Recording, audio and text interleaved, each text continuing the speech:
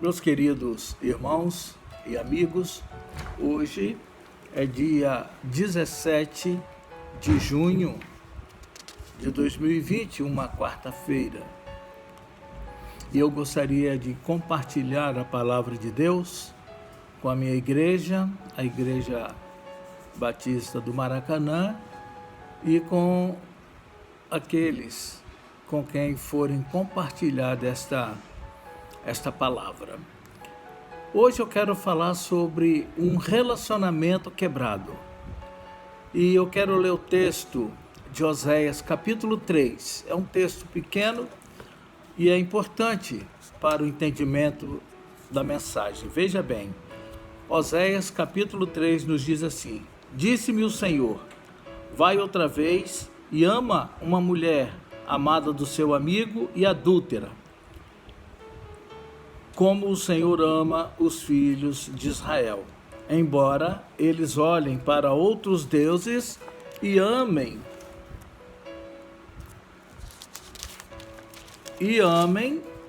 bolos de passas. Comprei, pois, para mim por 15 peças de prata e 1,5 de cevada. E lhe disse: Tu esperarás por mim muitos dias, não te prostituirás, e nem serás de outro homem. Assim também eu esperarei por ti, porque os filhos de Israel ficarão por muitos dias sem rei, sem príncipe, sem sacrifício, sem coluna, sem estola sacerdotal ou ídolos no lar. Depois tornarão os filhos de Israel e buscarão ao Senhor seu Deus e a Davi seu rei, e nos últimos dias, tremendo, se aproximarão do Senhor e da sua bondade. Meus queridos irmãos, quando nós falamos de quebraduras, nós pensamos, quem nunca quebrou alguma coisa que precisou ser reparado, consertado? Uma cadeira, você quebra e você pode consertar com pregos, parafusos e colas, né? Também louças. Eu me recordo quando eu era criança, que a gente quebrava uma louça, tudo era muito difícil. Aí minha mãe pegava com um esmalte incolor, às vezes até esmalte de outra cor mesmo, mas e colava aquela louça. Sempre a gente tenta reparar alguma coisa que foi estragado, roupas rasgadas, a gente conserta. Essas coisas assim são relativamente fáceis de reparar. Até ossos, pessoas quebram ossos, né? O médico vai lá, bota parafuso, bota platina e acaba restaurando aquele osso no lugar em que ele foi quebrado. Mas os irmãos e amigos já imaginaram como que nós podemos consertar um relacionamento quebrado? Para consertar um relacionamento quebrado, é necessário muito tempo, é necessário muita atenção, é necessário muita paciência e principalmente muito amor. E eu gostaria de, neste momento, mostrar um exemplo de relacionamento quebrado e que pode ser restaurado e foi restaurado. Eu vou falar sobre o casamento de Oséias. Oséias era um profeta de Deus. Quando ele era jovem, apaixonou-se por uma moça, uma jovem, que passou a se tornar uma prostituta, uma meretriz.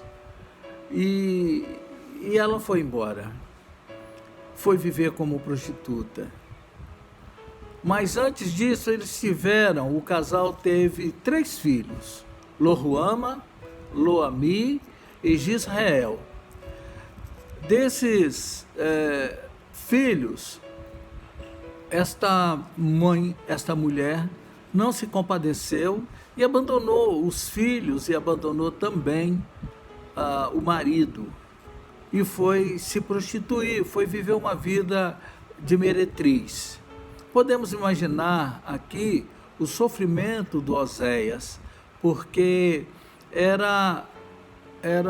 era apaixonado pela sua mulher e ele não podia deixar de amá-la, tão somente porque ela havia se comportado mal. Foi embora, mas ele a amava. Mas aí, esse tipo de vida de prostituição não dá certo. É muito bom enquanto a mulher está nova, bonita, enquanto ela faz sucesso, mas o tempo passou e a idade foi chegando para Gomer, essa mulher do profeta Oséias. E a sua situação chegou a tal ponto que ela foi preciso se prostituir pela comida, para não morrer de fome. E depois ela foi vendida como escrava. Aconteceu lá em Israel um mercado de escravo, e no meio dos escravos, estava a mulher de Oséias, Gomer. E Oséias, então, diz o texto que a palavra de Deus veio a Oséias e mandou que Oséias fosse lá e comprasse a sua esposa de volta. Mandou que ele trouxesse a sua esposa para dentro de casa. E Oséias, preocupado que alguém pudesse comprar a sua amada, ele fez um lance para comprar a sua esposa, e ele deu tudo o que ele tinha, todo o dinheiro que ele tinha. E o texto nos diz que ele deu 30 moedas de prata, que era o preço do escravo, e deu a outra metade em grãos. Ele comprou a sua mulher por um preço dobrado, vamos dizer assim, muito mais do que era o preço do escravo, que era 30 moedas de prata, tão somente. E Oséias então pagou, podemos chamar de um alto preço pela sua esposa.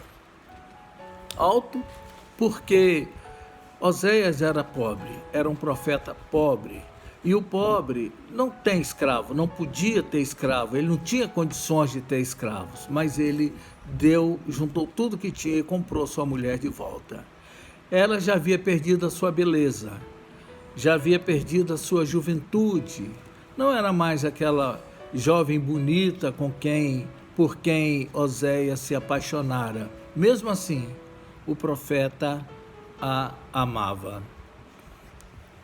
Aplicando isto, nós vamos ver que este quadro, ele não aconteceu por acaso na vida do profeta.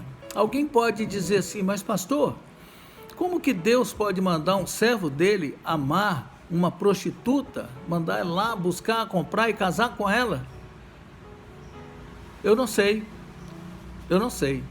Eu só sei que Deus é soberano e em tudo Deus tem propósito. E eu entendo que a vida de Oséias é uma ilustração daquilo que Deus já estava fazendo e continuaria fazendo em favor do seu povo. Deus usou de forma ilustrativa a vida do profeta para que o povo visse na dor de Oséias o sentimento de Deus em relação ao afastamento do povo da sua presença. Porque o homem, a coroa da criação, a obra da mão de Deus, havia cometido este pecado contra Deus. Havia adulterado espiritualmente. Havia se afastado de Deus. Deus havia deixado muitas orientações através de Moisés, dizendo, quando vocês entrarem na terra que eu hei de dar, lá vocês vão encontrar os cananeus, que é um povo pagão, que tem seus próprios deuses, seus ídolos, mas vocês não se misturem com ele, não se casem, não casem os filhos de vocês com os filhos deles, para que não haja contaminação no meio do povo de Deus. Mas o que aconteceu é que Deus não foi atendido. Veja bem, Deus havia, à semelhança de Oséias, Deus havia encontrado o povo como um órfão, escravo no Egito. Deus libertou aquele povo, levou para o deserto e ali, aos pés do Monte Sinai, numa cerimônia solene, fizeram uma aliança à semelhança de um casamento, e Deus disse: olha, se vocês se dispuserem a ser meu povo, eu serei o seu Deus, desde que vocês não se dobrem diante de nenhuma imagem, de nenhum outro Deus, e aí então eu serei o seu Deus. Mas aí o que o povo fez? O povo então, depois que foi levado à terra prometida, ao lar que Deus havia disponibilizado para o povo, ele simplesmente, depois de estabelecido na terra, fez exatamente aquilo que Deus disse para que não fizessem. O povo então afastou-se de Deus, casou-se com pessoas, deram seus filhos e receberam filhas dos cananeus, dos heteus, dos heveus, dos filisteus, enfim, se casaram, se misturaram a raça, e com isto a religiosidade daquele povo entrou no povo de Israel, e o povo então começou a servir a outros deuses que a Bíblia chama de adultério espiritual. Foi servir a outros deuses. E tudo que Deus havia dado, a terra, o mosto, o óleo, o azeite, o vinho, o ouro, a prata, tudo isso eles fizeram roupas e imagens daqueles deuses cananitas e ofereceram então culto a esses deuses pagãos. Tudo eles ofereceram ao amante. Olha só, como no capítulo 2, no versículo 8, o Senhor fala com Oséias. Ele diz assim: olha, ela pois não soube que eu é que lhe dei o trigo e o vinho e o óleo, e lhe multipliquei a prata e o ouro que eles usaram para Baal. Baal era o deus dos cananeus. Pegaram tudo que Deus havia dado e usaram com a imagem do deus Baal. A semelhança da esposa de Oséias, o povo de Israel passou a viver levianamente.